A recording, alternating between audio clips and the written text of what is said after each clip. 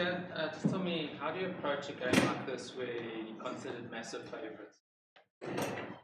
For us, we don't think like that. We think on our standards, and we obviously looked at the past 4 games that we played, and we were supposed to have an extra week of holiday, and we believe that we didn't hit the standards that we wanted to hit.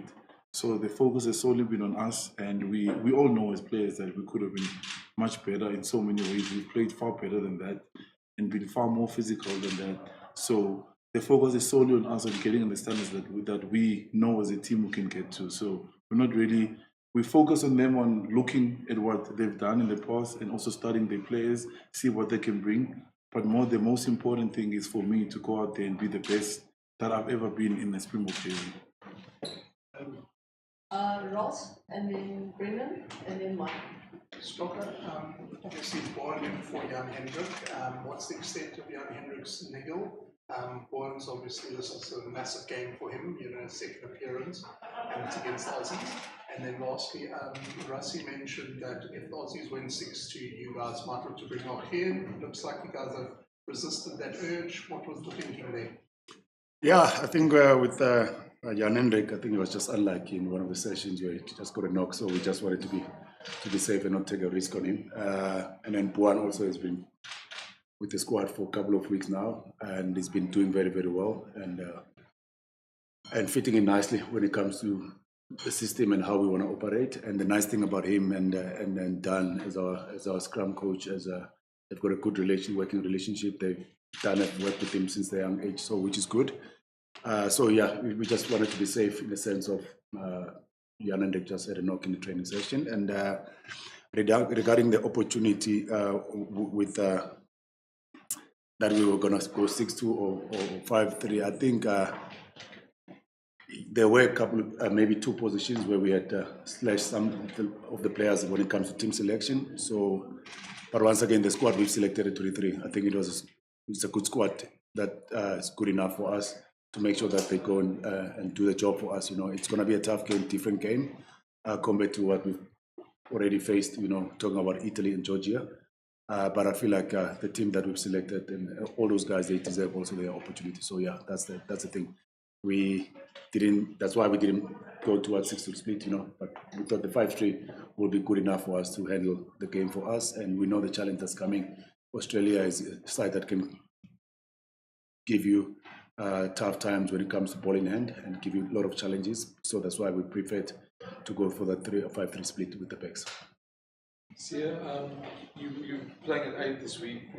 Has your role changed in any way? And obviously, Rassi spoke earlier in the week about the breakdown and the threat of the Aussies there, where they obviously going to try and target you there. So maybe speak a little bit about your role this weekend and the loose trails role. Yeah, my role has changed a little bit just on set piece, both line out and scrum. But other than that, I'm still doing my normal job, and breakdown is a focal point. They're very good at it. I think it helps them in a lot of ways when they do. Freedom Wright is really good, and then there's a couple of other players who get in on the ball. So myself and Marco and Peter Steph have a job in our hand, but the rest of the team is all there. So that's still going to be my focus point in making sure that we do win the break. When we have the ball, we can keep the ball in hand and obviously try and slow down their ball or steal a couple of their balls too. The Springboks generally over history haven't been good between World Cups. I know you guys had a good year last year. How important is that to you guys, and to that end also to win back-to-back rugby championships? No, it is important. And I think that's why you see so many players getting opportunities, because injuries can happen, and it's unfortunate, as you saw with Jan this weekend. That's why players, when they get opportunities, we want to make sure, when we're in training camps, that group gets to be the best they can be, and you want to train against the best guys as well, and you go into the game, make it tougher. So trainings have been much tougher against each other, and it's been brutal against each other at times, especially in set piece for us as forwards. And the mindset has changed. We want to be the best all the time. We've never wanted that. It's never been a goal to say, no, we just want to focus on World Cups, because anything can happen in a World Cup. So everything in between, and also being number one makes a difference. Being number one in the world when it comes to the World Cup pools and stuff, that also makes a difference. So our mindset is definitely to try and win every single game, but also building squad depth because that helps a lot in the long run. Francois over there, and go ahead with Francois. Siya, how much of an advantage was it playing for the Sharks regularly? Not regularly, but this year, and basically just changing Coach Rassi's mind. I think injuries, like obviously, Jasper been injured and stuff, but I think it helped me a lot playing at 8 at the Sharks. Coach Plum, at the Sharks sees me as an 8. He told me that from the first time we had a meeting, he said he wanted me to play at 8. And I think here roles are different, and I'm not your Jasper kind of 8 man, or Dwayne in a big body, but I've got my own way and I've got my own skills, so I'm gonna focus on that. I'm not gonna try and be somebody else. And like I said, role doesn't change much. I'm still gonna be playing towards the ball, looking after the breakdown, getting carries where I can. Myself and Marco will just talk and chat in the game and see how it goes. But rugby is rugby at the end of the day. Coach Bokke, I've been hearing players talk about the intensity of your fitness sessions lately, and with the evolution of your game, I guess there's different demands in terms of defense and attack. Are one of those demands a big attack for the players, and should we expect tomorrow a much higher tempo in terms of what Springboks are going to bring, presuming that the players are fitter? Yeah, I think it goes back to the point Siya also mentioned earlier. We've got standards that we've set for ourselves, we've got goals that we've set for ourselves, and for us to be able to maintain those goals, and to be the best in the world, not only during the World Cup year, throughout all the games that we played, and we know the people of South Africa, when the Springboks are playing, it's just a different vibe, so we don't take it for granted. We want to be the best in the world. We want to stay there on top of the world. And the other thing is that with the way we want to develop our game, you can see with the input of Tony Brown, we want to. It's clear for everyone to see that we want to play the fast game, and you can see even without probably most of our forwards now that probably in the past you won't see them passing the ball around, and all of a sudden now there's a lot of ball players around the field, So we want to develop our game, and fitness is part of that goal.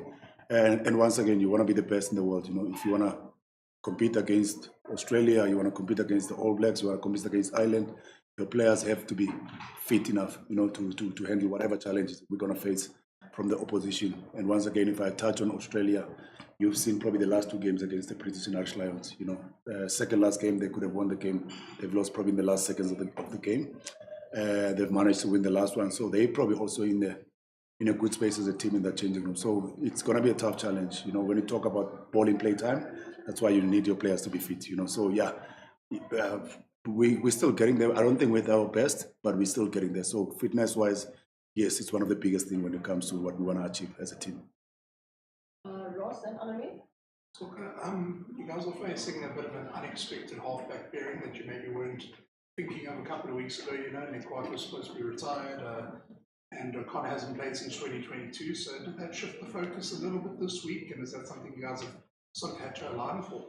Yeah, I think it's our job as coaches, to make sure that you do your job very well in research. The moment they've made that call that Nikwat is not going to retire, we knew already we have to make sure that we focus on what challenges can he bring on. Or we know we played against him many times, and it was clear for us the fact that he didn't retire, so they had a plan that they're going to use him. So for us as coaches, we've already planned on Nikwat playing the game. And James O'Connor, experienced player, and you can tell their mindset. They want to come here, they want to use probably the most experienced brains when it comes to their system, and and it comes with a different challenge. He's one of the best when it comes to kicking game, and also when it comes to his leadership in that team, he's got a massive impact in that team. So yeah, we knew that chances of he was going to play, so we were always prepared. For both gentlemen, the Springbok women arrived at the World Cup, being very experienced in the World Cup. What are your messages, not just for the players that's going to be there for the first one, but also for fans to get behind them? We saw the videos of them arriving and chatting to some of them. Obviously there's a lot of nerves. But I think they can take a lot of confidence of what they've done the last couple of years, and people can look at that they won, the last game against the All Blacks 15. But I've seen how they've just changed as a group, and how hard they are on set piece, how good they are on scrums. They've got things that matter the most. They are capable of doing it. It's all about putting it together in a game. And I think they take confidence in what they've done in the past couple of games. And I don't know, I just have a feeling that we're going to see them make history by reaching the playoffs. I know they've got a tough pool. They've got Italy, where I think they could have won that game, 1 or 2 mistakes. But they're a better team than they were when they played in the W15. So I'm looking forward to about what they're about to do. And the people of South Africa, they definitely should get behind them as they got behind us. They're growing and they give everything. I've seen, and they're hungry to get better, and they chat to us, they ask questions, going to the session. It means a lot to them. So I'm looking forward to see what they're about to do. Yeah, I think from my side, the message is clear. We appreciate them, and we love them, and we support them. And they must know that we are behind them. We support them with everything, and it was great to see when they played at Athlone Stadium in Cape Town, the vibe, the people that came out to support them.